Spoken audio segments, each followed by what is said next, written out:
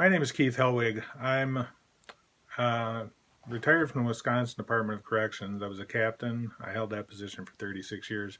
For 23 of those 36 years, I also worked as a police officer. And though I'm retired from corrections, I still continue to work as a patrol officer. I've also written a couple of books. The first is called No Place Like Home, and the other is Morning Will Come. These books are basically, I call them fictional reality. They're pretty much autobiographical that I made fictional so nobody could sue me. I have a YouTube channel called Cops Corrections. And what I do on my YouTube channel is I make a series of short videos. Generally they're 3, 4, maybe 5 minutes long. And they're about things that are happening in corrections now, things that are happening in police work now. Sometimes a correlation between the two. Sometimes advice to officers. I've even given advice to inmates on my channel. So if you get a chance, take a look at Cops Corrections, and if you like it, please subscribe. I've been asked to make a short video by Anthony Ganji concerning an officer who's working with people who, to put it bluntly, are less than desirable to work with. They're people who are becoming more anti-law enforcement. They're people who are not responding to codes the way they should, not following policies the way they should, things of that nature.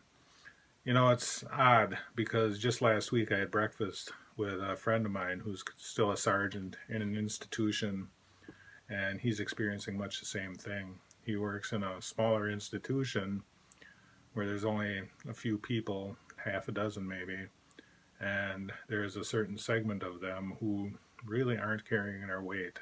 They're people that can't be depended on. Now, I know in the email that was sent to Anthony, this individual stated that these people are hesitant to respond unless it's situations that directly involve them, that they're not following policy, that they're showing favoritism towards certain groups of individuals, and that he feels, even though upper management knows about it, that they're failing to take action out of either ignorance or fear. I've seen that happen in situations where upper management chooses to ignore the situation in the hopes that it'll go away. The fact is, it doesn't go away. It simply gets worse. I used to have a captain who always told me permitting was promoting. And that's exactly what it is. Permitting is promoting. If you're in upper management and you're permitting this to happen, you are also promoting its occurrence. Now, we always tell people, or you always hear people say to inmates that they shouldn't be snitches. Well, it's the same thing with officers. Don't be a snitch. The fact of the matter is, we do have a brotherhood of blue. That brotherhood teaches us how to be a family. That brotherhood teaches us to depend on each other. Now, these people that aren't doing their job are betraying that brotherhood.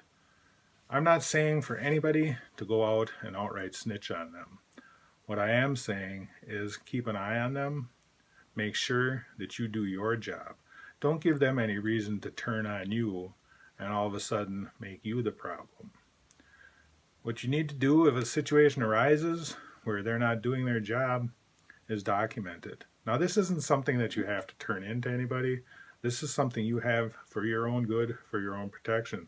Document the people involved, the place involved, the situation, who all was there, what inmates were there. Document everything you can. Now, this isn't something you even need to bring into work with you. This is something you can do after you get home in an event that happens where they fail to do their job or whatever. It's nothing that you have to turn into anybody. It's something you have basically to cover your ass. Basically, you need to watch out for yourself. These people can't be depended on. Now, that doesn't mean if they need help that you don't render aid to them. A good correctional officer, doesn't matter if you like the person or don't like the person. If the shit hits the fan, you need to be there. Now, I know as a captain, there were people that I definitely didn't like. And there were people that definitely didn't like me.